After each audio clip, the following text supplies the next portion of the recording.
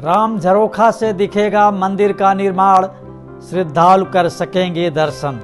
रामलला के दर्शन मार्ग पर भक्तों के लिए खोला गया है झरोखा।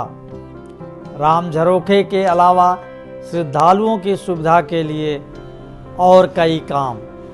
पीत रंग में रंगेगी अयोध्या, राम रस से होगी आलोकित राम नगरी। अयोध्या में बन रहे भव्य राम मंदिर का दर्शन अब राम झरोखे से भी हो सकेगा। श्रद्धालु झरोखे से राम मंदिर का निर्माण होते अपनी आंखों से देख सकेंगे। राम मंदिर परिसर की पश्चिमी दीवार पर 20 फुट की चौड़ाई में राम भक्तों के लिए राम झरोखा खोला गया है। इस बीच मंदिर की नींव का निर्माण अंतिम चरण में पहुंच गया है। सितंबर माह के अंत तक पूरी तरह से नींव भर लेने की तैयारी है।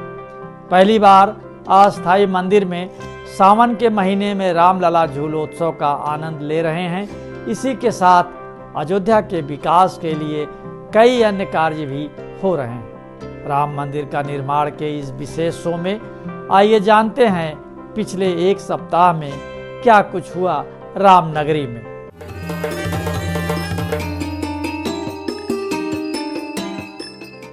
अस्थायी मंदिर में रामलला के लिए झूला। कोरोना महामारी की वजह से लगातार दूसरे साल सावन के महीने में राम नगरी सूनी पड़ी है। सावन झूला मेला का आयोजन रोक दिया गया है। श्रद्धालुओं से राम नगरी खाली करा ली गई है। सामूहिक सरयू स्नान पर भी पाबंदी है। सावन के महीने में निभाई जाने वाली ऐतिहासिक झूलोत्सव परंपरा इस साल भी मंदिरों के अंदर ही निभाई जा रही है। रामलला परिसर में भगवान रामलाल को भी झूलोत्सव का आनंद कराया जा रहा है। हर साल अयोध्या के सभी प्रमुख मंदिरों के विग्रह मणि पर्वत जाते थे। मणि पर्वत पर भगवान के विग्रह को झूला झुलाया जाता है। इस साल मंदिरों के विग्रह मणि पर्वत नहीं ले जाए गए। मंदिरों में ही झूले पड़े हैं। भक्त और भगवान वहीं झूलोत्सव मना रहे हैं। मंदिर निर्माण के लिए बैंक खाते में रोज आ रहा 15 लाख। भव्य राम मंदिर निर्माण को लेकर राम भक्तों में उत्साह बरकरार है। न सिर्फ प्रतिदिन श्रद्धालुओं की संख्या बढ़ रही है, बल्कि मंदिर निर्माण के लिए समर्पण राशि में भी इजाफा हो रहा है। ट्रस्ट कार्यालय के प्रभारी प्रकाश गुप्त कहते हैं कि ये सब राम भक्तों में उत्साह का प्रतिफल है। उनका कहना है कि निधि समर्पण अभियान के अतिरिक्त बैंकों के खाते में रोज औसतन 15 लाख रुपए आ रहे हैं। ये रकम भक्तजन ई बैंकिंग के जरिए ट्रस्ट के खातों में भेज रहे हैं।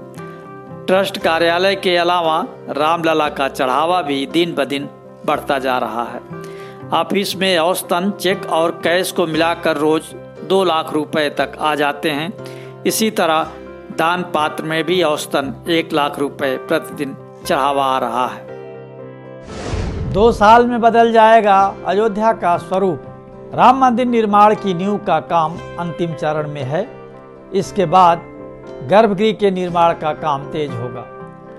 मंदिर के कार्य के अलावा अयोध्या को आध्यात्मिक और आधुनिक नगरी बनाने की परियोजनाओं पर भी तेजी से काम हो रहा है। धार्मिक नगरी का स्वरूप देने के लिए जहां अयोध्या के भवनों को एक रंग में रंगने की योजना है, वहीं अयोध्या की एयर कनेक्टिविटी और रोड ट्रांसपोर्ट को भी दुरुस्त किया जा रहा है। अयोध्या में श्री राम एयरपोर्ट को अंतर्राष्ट्रीय स्वरूप देने के कम से कम 2 साल लगेंगे।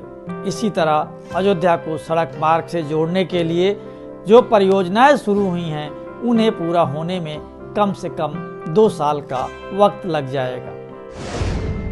पीत वर्ण में सजेगी अवधपुरी, एक रंग में होंगे भवन। राम नगरी को आस्था और सनातन परंपरा के अनुसार आध्यात्मिक केंद्र और वैदिक नगरी के रूप में विकसित किया जाएगा। आने वाले दिनों में अवधपुरी रामरज की चमक से आलोकित होगी। इसे भगवान विष्णु को प्रिय पीत वर्ण की क्रांति से शोभायमान किया जाएगा। अयोध्या नगर के भवनों को एक रूपता प्रदान की जाएगी। माना जाता है कि पीला रंग भगवान विष्णु को प्रिय है। पीत वर्ण की मिट्टी को इसीलिए रामरज भी कहा जाता है। अब इस रंग का उपयोग विष्णु के अवतार भगवान राम की नगरी को नवरंग देने के लिए किया जाएगा। सभी भवन पीले रंग में रंगे नजर आएंगे। इसी के साथ राम मंदिर क्षेत्र को प्रदूषण मुक्त करने के लिए इस क्षेत्र को नो व्हीकल जोन बनाया जा रहा है। राम नगरी को एयर सर्किट से जुड़ने के लिए अभी इंतजार। राम नगरी को एयर सर्किट से जुड़ने के लिए कम से कम 1 वर्ष इंतजार करना होगा। वायुयान उड़ने और उतरने के लिए रनवे, बिल्डिंग और एयर ट्रैफिक टावर आदि का निर्माण होना है। एयरपोर्ट अथॉरिटी के अनुसार रनवे, बिल्डिंग और एयर ट्रैफिक कंट्रोल टावर आदि निर्माण के लिए टेंडर जारी हो चुका है। ATR 72 वायुयान उड़ाने के लिए 2200 मीटर लंबे रनवे की जरूरत होगी। राजकीय हवाई पट्टी का रनवे 1500 मीटर लंबा है। 2200 मीटर लंबा करने के लिए 700 मीटर का रनवे बनाया जाएगा। ATR 72 उड़ाने से पहले पुराने रनवे की भी मरम्मत करानी होगी। श्री राम एयरपोर्ट के नाम से राजकीय हवाई पट्टी का नामकरण हो चुका है। अयोध्या प्रयागराज हाईवे से एयरपोर्ट के लिए एंट्री और निकास मार्ग जल प्रशासन विभाग पहले से ही तय कर चुका है। NH 227B के नाम से जाना जाएगा 84 कोसी परिक्रमा पथ। 4 लेन का 84 कोसी परिक्रमा पथ NH 227B के नाम से जाना जाएगा। इसके लिए 45 मीटर चौड़ाई में भूमि का अधिग्रहण होगा। मार्ग के दोनों ओर इंटरलॉकिंग, एक तरफ परिक्रमार्थियों के लिए पैदल पथ और दूसरी दिशा में सर्विस रोड बनेगी। परिक्रमा पथ के दोनों ओर रामायणकालीन वृक्षों के पौधे लगाए जाएंगे। केंद्रीय सड़क परिवहन और राजमार्ग मंत्री नितिन गडकरी के अनुसार 84 कोसी परिक्रमार्थियों के लिए सड़क किनारे विश्राम स्थलों का निर्माण भी कराया जाएगा। इस मार्ग के किनारे और आसपास 151 धार्मिक पौराणिक स्थल और ऋषि मुनियों की तपोस्थलियां रही हैं। परिक्रमा पथ में रामनगरी के साथ ही गोंडा, अंबेडकर नगर, अयोध्या, बाराबंकी जिले की सीमा का कुछ हिस्सा आता है। साधु संत व श्रद्धालुगण प्रतिवर्ष चैत्र पूर्णिमा से 84 कोसी परिक्रमा करते हैं। अब तक भरी जा चुकी 60% नींव।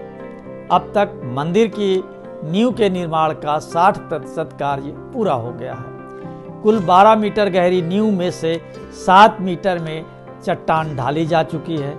15 सितंबर तक हर हाल में नींव भर ली जाएगी। इस बीच श्री राम जन्मभूमि तीर्थ क्षेत्र ट्रस्ट ने विदेश से दान लेने की अनुमति देने के लिए दूसरा ऑडिट दायर कर दिया है। जल्द ही विदेशी योगदान विनिमय अधिनियम यानी FCRA की मंजूरी मिल जाएगी। टाटा कंसल्टेंसी सर्विसेज विदेशों से प्राप्त धन के लिए एक ऑनलाइन प्रणाली बनाने की पद्धति पर काम कर रही है। राम मंदिर के साथ अन्य गतिविधियां भी साथ साथ चल रही हैं। राम मंदिर का निर्माण के इस विशेष शो में आप हर हफ्ते देखते हैं मंदिर की प्रगति रिपोर्ट। आपको ये शो पसंद आया तो लाइक करें, शेयर करें और हाँ, कमेंट बॉक्स में अपनी राय जरूर लिखें।